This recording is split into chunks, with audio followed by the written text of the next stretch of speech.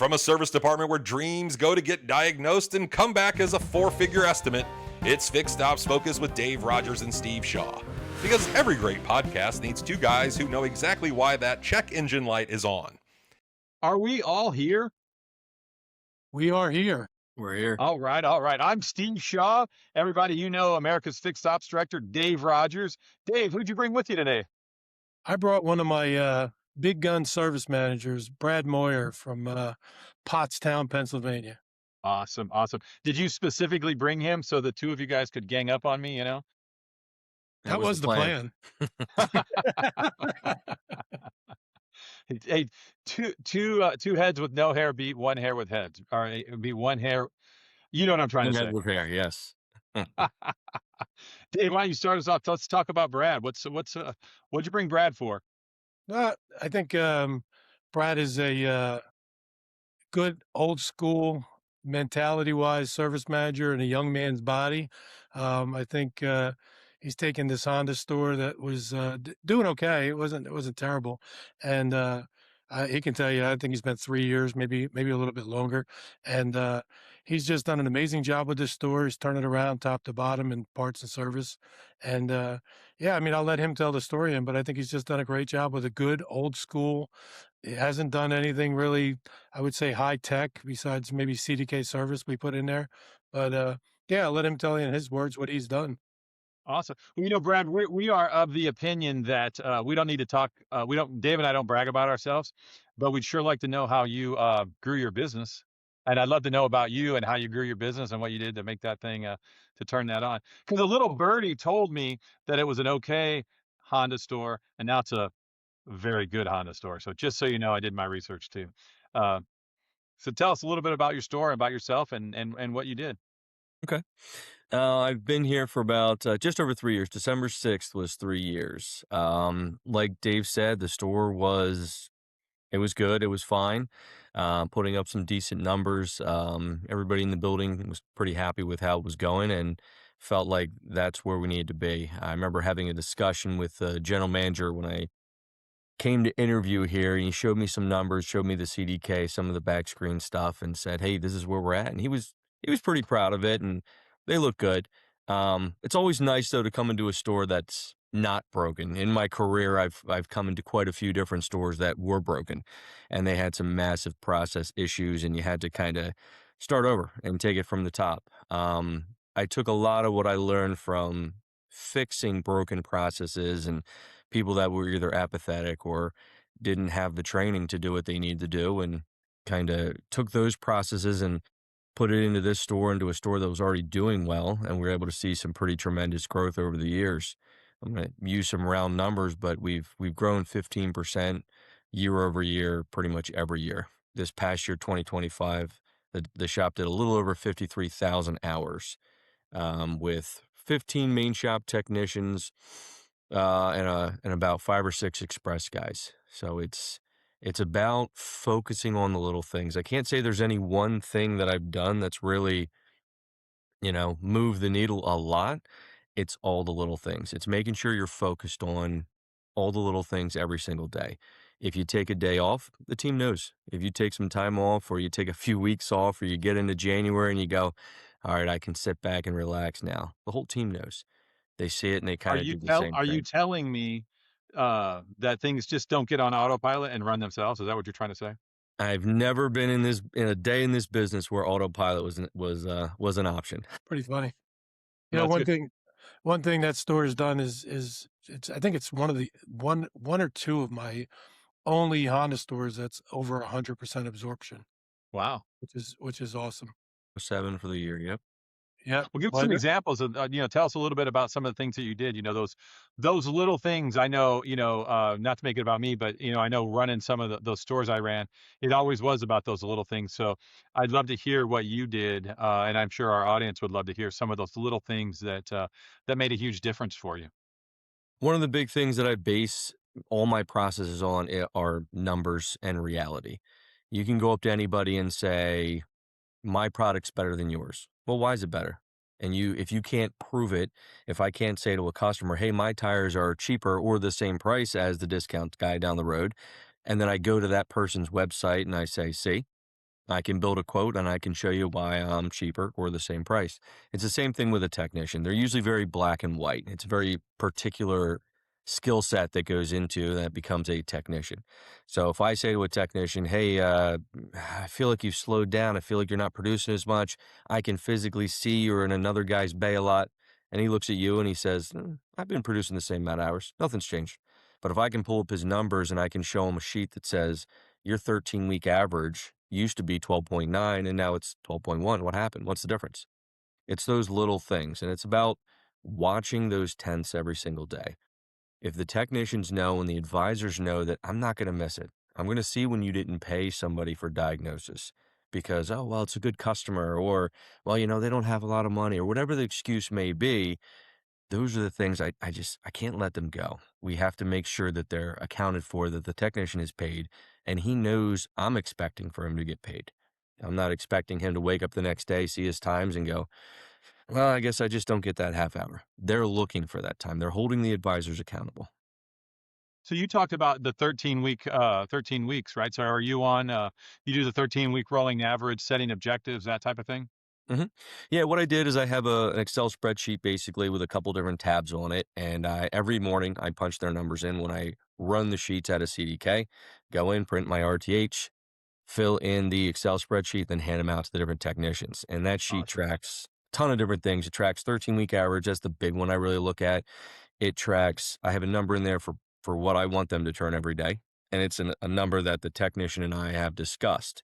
We've talked about it. We've said, hey, where do you want to be? Where do you want to be in the next 6 months and how are we going to get there? And then we can follow up with them and show them how we got there. Awesome. That's amazing. Dave and I talk about that all the time, and I seem to have those conversations a lot with managers. And I rarely, it's a rarity to run into somebody that's actually doing it. So kudos to you for doing that, Brad. Great job. It's amazing. We lost you, Dave. I said if you focus on the technicians and you focus on that goal that they helped you establish, right, Brad? And you're not just arbitrarily pulling a number out of your butt, right? You're out there talking to them. They think you care.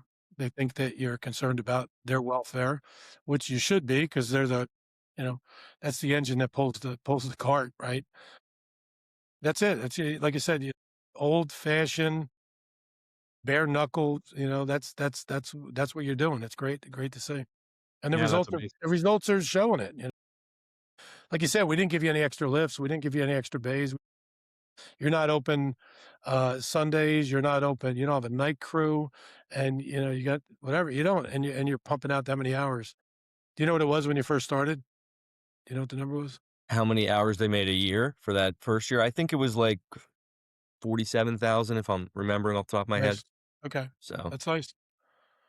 Yeah, yeah, it's and a very productive shop. it's nice I to go think it's back one and of those things. No, I was gonna say I love the fact that at least certainly back then you were doing about 47,000, and now you can actually say, "Wow, we did 53,000 hours." Probably you probably know it down to the tenth.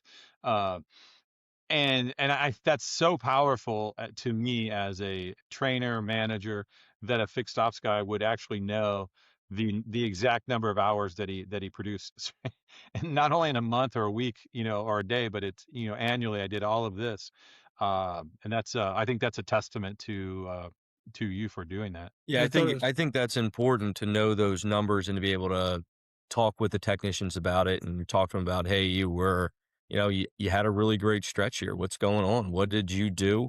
Talking to them if things aren't great, talking to them and finding out why. I mean, that's a huge part of what we did. I start with the technician production and I kind of work backwards from there. And if I get the feedback from the technician that, hey, I got an advisor that's just really slow, especially on waiters. He's just really slow. And what I end up doing is I'll pull the car outside. Well, hey, listen, we all know if a waiter goes outside, that car's done. As soon as the customer sees their car outside. So I got to go help him and I got to make sure that they're doing things as quickly as they should. So everything has a timer on it. The parts department, they have 5 minutes or less. The advisor has 5 minutes or less. Everybody's got to present this stuff quickly. And when everybody's under that understanding that I can't just, space out for 5 minutes. I have to stay on these estimates. I have to get them going. And I've gone into CDK and done everything I could to get service pricing guides set up and anything that might slow down or stop an advisor. And all of us have worked with these guys enough that we know it doesn't take much to derail them. So if I can keep them on the rails every day, keep It's moving true. forward, The techs make money. Everybody makes money.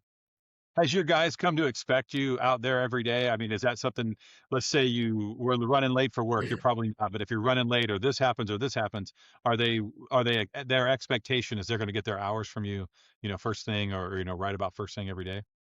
So right now I'm blessed to have a production manager, and I have him start at 7 a.m. every day. So he's the one that right now is typing in the numbers and handing out the sheets. So he's always there. If he's not there, I'm doing it. So I have a backup for it. And I try to have a backup for most of my things. There's other things that I have a lead advisor that he's my backup. So if I'm not available, if I'm on vacation, nothing stops. I've been at plenty of stores that we were really good, and then if I go on vacation, I come back, and maybe we were usually making 20 grand a day, and this week we've made 15 grand a day.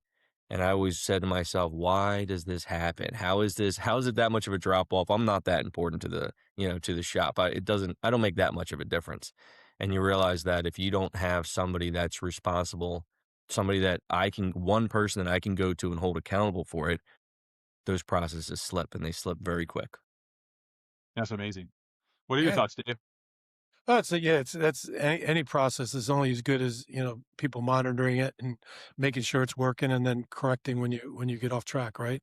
I mean, that's one of our episodes one day, Stephen, about, managing and making a process. But yeah, I mean, in addition to the technicians and the daily goals, I mean, what are you doing with the advisors? I know, when I look at your electronic service reporting, your multi-point inspection percentages are close to 90, a little bit over 90, I think it was last time I looked. Hmm. Your ASRs, probably a little around 50, 55%. Yeah. And the closing ratio, obviously, it depends on the advisors. I know that you and I have discussed this and we're working on it, but what are you doing? Because not every store can say they're at 90% love on MPIs. And, we know that's what's going to drive the business, right? Because, the ASRs is a percentage based on the miles of the cars coming in, which your mileage is pretty high, 70 some thousand miles, I think last time I looked too, right? So what are you doing there to make sure the techs do the multi-points? And, I know videos have been a challenge, but I know you're getting better at it. But what are you doing in that area? Yeah, the multi points right now, it's just an expectation. And if I don't have a multi point, when I first started here, they were pretty decent on it. I'm going to say they were probably 75%, but they weren't completing the multi points all the time. They would always have an excuse for, well, this guy was here 3 months ago, or this technician, they just don't fill out the multi point.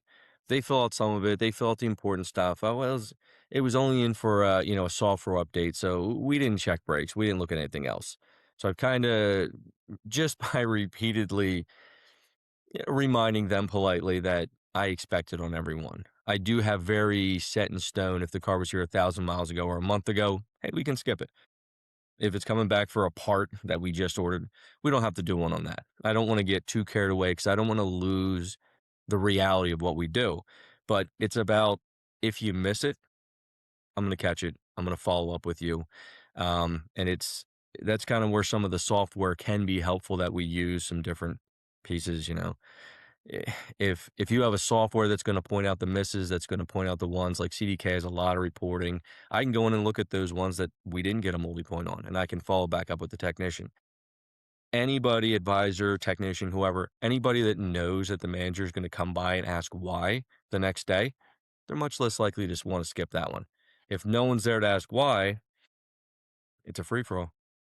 So it's really that accountability piece. You're talking accountability, and how do your people feel? Because I think when you talk accountability to managers, very often they look at it like discipline, or I got to write somebody up, or it's almost like it's very hard for people to have that accountability piece when it doesn't sound like you're mad at your people. It doesn't sound like that you're yelling at them or barking at them. You're holding them accountable. Can you kind of dive into that and talk a little bit about that accountability and how you do it? Yeah, I stopped yelling a long time ago, and it doesn't usually help. It's really trying to find out why. Why didn't you do it? And that's really my first question. If it's a tech, if it's my production manager, if it's Express, whoever it is, I'll go to that person and say, "What happened? What went wrong?" Same thing with a survey. If they get a survey that's less than ideal, they get a survey from me that's below 95. I'm gonna ask why. Hey, what happened? Was the customer difficult, or and I'll probably go into their history and look at what happened before with that customer, just to have a little bit of numbers, a little bit of basis, so I can see what's going on. But I try to approach it from a point of what happened? You tell me Right. what went wrong. Well, I had 3 waiters at the time, so I couldn't sell everything on this. That's why my hours are at 1.8 instead of 2.2. All right, well, let's figure out how to either get you more time, let me space out your appointments, whatever the case may be. I'm gonna try and remove that roadblock. A lot of times, and again, the 3 of us have gone through these conversations a lot. A lot of times it's just in their head. It's not a real roadblock. But Oh, yeah. if they see me actively trying to help them with it and remove it, they're less likely to use that excuse next time. There you go. How long did it take you? Like you say, you've been there about 3 years or so. The first time you went out and questioned them, they may not have taken it as appreciation as they do now, right? How long did it take you from an accountability perspective, or that daily meeting, or how long did you have to do that before they really believed in you that this guy is actually here for me and he's not just being a real jerk? Really depends on the person. I think most of my advisors bought in, most of my main shop advisors bought in probably 90 days. And for everybody that I work with, it really just comes back to one thing. It's money. Are they making more money now? People measure their own success. They measure the business success by how much is in their personal paycheck. So if they're not seeing more there, they don't think we're winning. But when they see more there, and I point it out to them and I show them how much more they've made, and I show them how much more they can make, advisors in particular, hey, listen, if you guys are at 2.2 hours per RO instead of 2 hours per RO or 1.8, I think last January as a main shop, I think we were at 1.78, 1.8 hours. Right now we're tracking 2.36 for the month. So it's a huge difference in their paycheck at the end of the day. It's a huge difference for the technician when they can get 2.3 hours on a car instead of 1.8. They make a lot more money. Everybody's more efficient, and everything is kind of designed for that efficiency. So when I Wow. went back to the advisors probably a year later, had a yearly review, hey, we've been together for a year. Talk to me. What do you think is better? What do you think is worse? What do you think we can do better in the year upcoming? They all kind of said the same thing. Well, I don't really feel like I'm working that harder, but it looks like we're making more money. And, some of them, I had one guy that did not get on board and didn't agree with it. And he left us about a year in. He's at another Honda dealer, and I wish him the best, but it's, uh, it's funny, he still kinda compares himself to us to this day. He asked our Honda rep about our CSC scores, the different advisors, and he knows that we do very well. We finished number 1 in the zone for Awesome. CSC for Honda this year again, 2 years in a row, and he said, "Oh, did I beat this person?" Honda rep said, "No, you didn't." "Oh, did I beat this person?" "No, you didn't." "Was I close?" "You weren't close." That's funny. So I have a question, right? And this is going to sound kind of smart alecky, right? We all know the answer though. So you were able to improve your performance, sell more hours, and you're telling me that your CSE went up as well? Imagine that, Went way up. Yep. right? It defies gravity.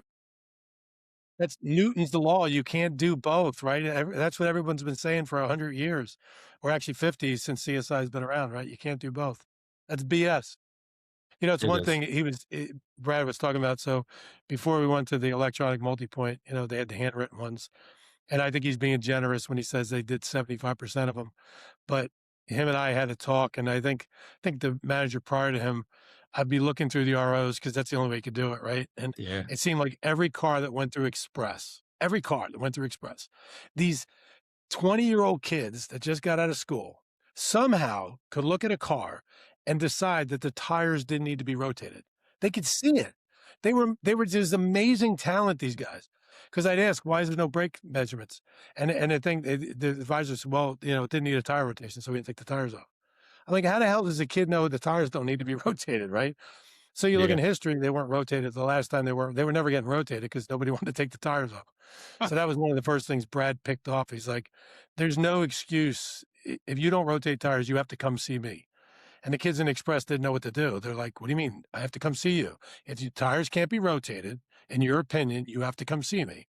Of course, we didn't have that problem after that happened, right? They No, exactly. it all ended, and the other thing I did with that was I told them, "Well, I want brake specs anyway, so you gotta pull off each corner." Right. There And you since go. they have them off anyway, they're just doing it now, so and I So these still were get it hourly they were hourly kids that just thought that their time was worth so valuable, they didn't wanna take the tires off to do the brake specs. It's averaging crazy. yeah, averaging a half hour for each express RO, which I don't even know how that's possible, but that's what they were doing. And they had a whopping Steve, you love this, they had a whopping 2/10 upsell. When we Mhm. went to Electronica, could we track it? They had a 2/10 upsell in Express. Yeah, that was big. We would say you have to try not to sell. You're trying not to sell at 2/10, right? Yep. Hey, a lot of times they were talking people out of it. I mean, that's what they were doing, like Dave said with the rotation. Customer would come in, say, "I want an oil change and tire rotation." That's what we've trained them to do, right? So they come in, they go, "Oh, you know what? You don't need the tire rotation today. Your tires are good. The technician looked at it. Everything's okay." Yeah. I'm sure the customer walked away at that point going, "Wow, that was really nice." Well, they At loved it. that Yeah, point, yeah. and then all of a sudden, how many months later or 6 months, a year later when the tires wore out prematurely, you're not such a nice guy, right? Yeah, Exactly.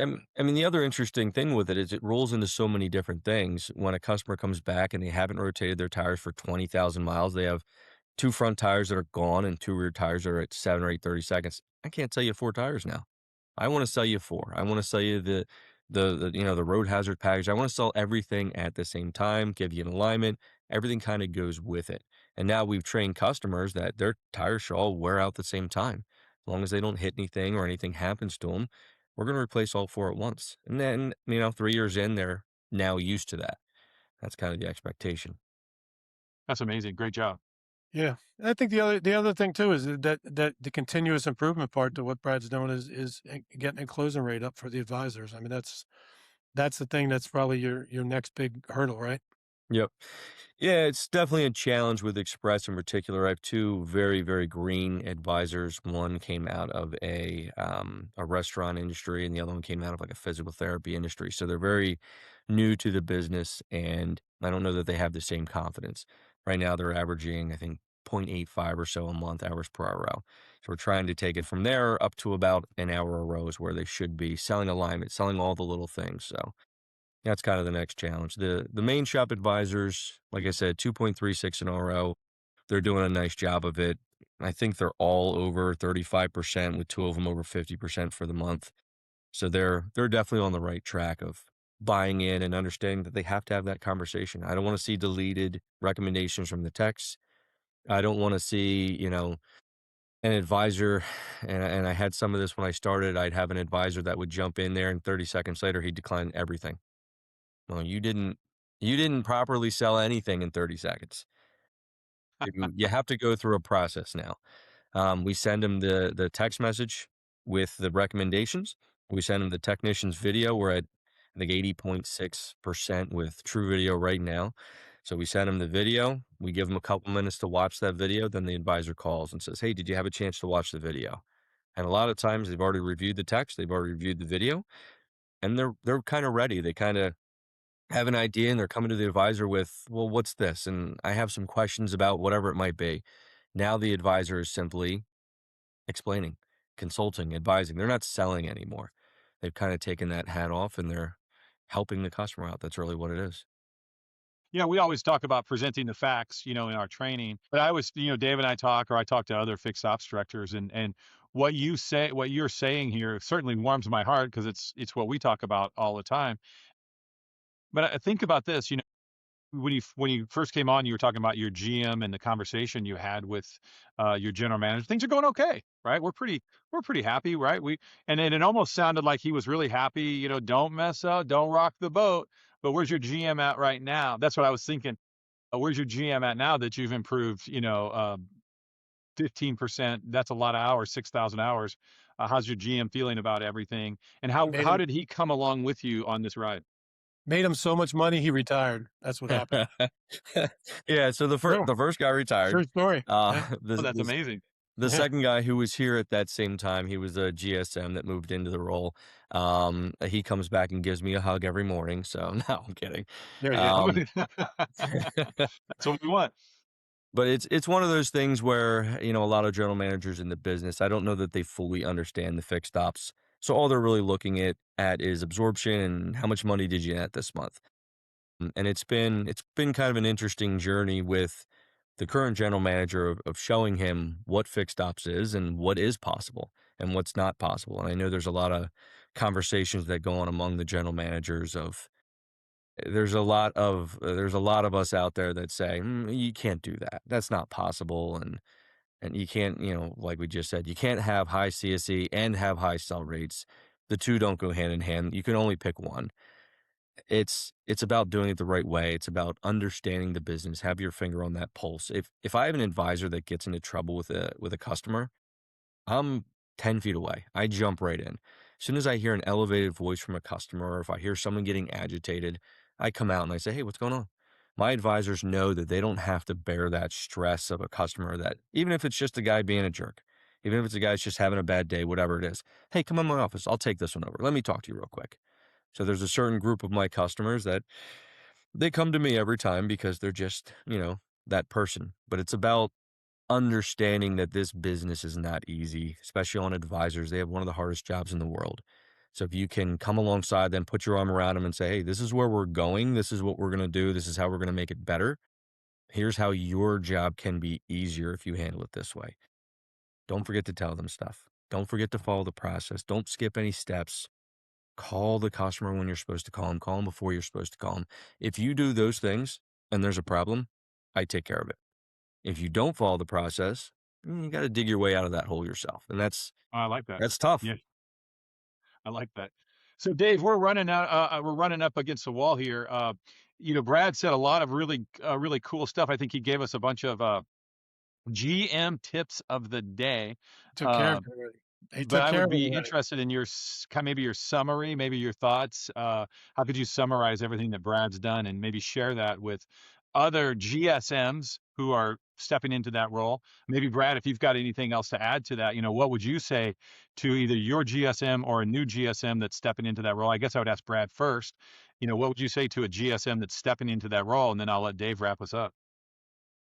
I think the biggest thing, if I'm giving advice to a GSM or a GM, the biggest thing is going to be challenge, but you have to understand a little bit. We have so many comparisons in this business. It's almost impossible not to find something that's going to be a good comparison for your store. Look at a few other stores' numbers. I compare myself to stores all the time. We're in 20 groups. We're in all kinds of different things, and that's how I come up with a lot of where we should be. You can look at that. You can come at the service manager with that same, you know, ask questions. Don't point, don't just expect things. Ask questions. Hey, how do we get here? What do you think we can do to do XYZ? And if you're getting a lot of no's, that's when you got to push back a little bit. You got to challenge that person. If they just seem like they genuinely, "I'm not sure how to get there." All right, well, let's see if you can find them some help. Find an older, more experienced, I should say, service manager that might be able to help out, that might be able to step in. I think we have Steve, you're gonna love this. I think we have a lack of training in this business on a lot of different levels. Shameless pitch. Shameless Congrats, plug, Brad. You are the best. right? Shameless plug. So I think that's a lot of it. Some people don't know what they don't know. They need training. Some people just don't have the energy, don't want to. So you got to figure out which one you have and find out how to help. Awesome. Awesome. Dave, when you want to wrap us up? Yeah, I think he's dead on. There's not much to add to that. I think the ask questions is an important part, and if you're going to do some comparison, I think you look at other stores, but then also look within your store. If you have 5 advisors, let's look at the 5. Let's see the numbers, or the closing rates, or whatever it is you want to what you want to evaluate, and then maybe pick the brain of the person that's at the top that you think is leading the way. And instead of just assuming, or just you can't just drive numbers. That's one thing that just doesn't work in service. You're not going to get good results and say, "I need 2.5 hours in a row, or I'm going to replace you." That doesn't work. That drives bad behavior. And we all grew up in the business with people like that, and we all Yeah. know that's not the way to make things happen. So I think Brad touched on all of it, and good job there, bud. Awesome. Well, Brad, congratulations. Sounds like you're doing amazing. Dave does, he talks about you a lot. I won't go into that. But congratulations on everything you're doing, and congratulations on the improvement. And as much as I love production and I love production objectives, and boy, I couldn't. If you had to ask me, it sounds like you're doing it right, textbook. So great job. Glad to hear it. Thank And you. if there's anybody else out there, that's doing this type of thing, we'd love to hear from you as well. And let's tell your story. Thanks, guys. Appreciate having you guys on. Thanks, Brad. Yeah, thank Fixed you. Ops Focus is brought to you by Common Sense. Like, subscribe, and share on all platforms. Side effects may include advisors missing easy upsells, ROs walking out the door, CSI scores tanking, techs chasing comebacks instead of billable hours, your competition stealing your customers, and that special guilt of watching your gross profit bleed out monthly. Results may vary. Consult your Fixed Ops director before ignoring this advice.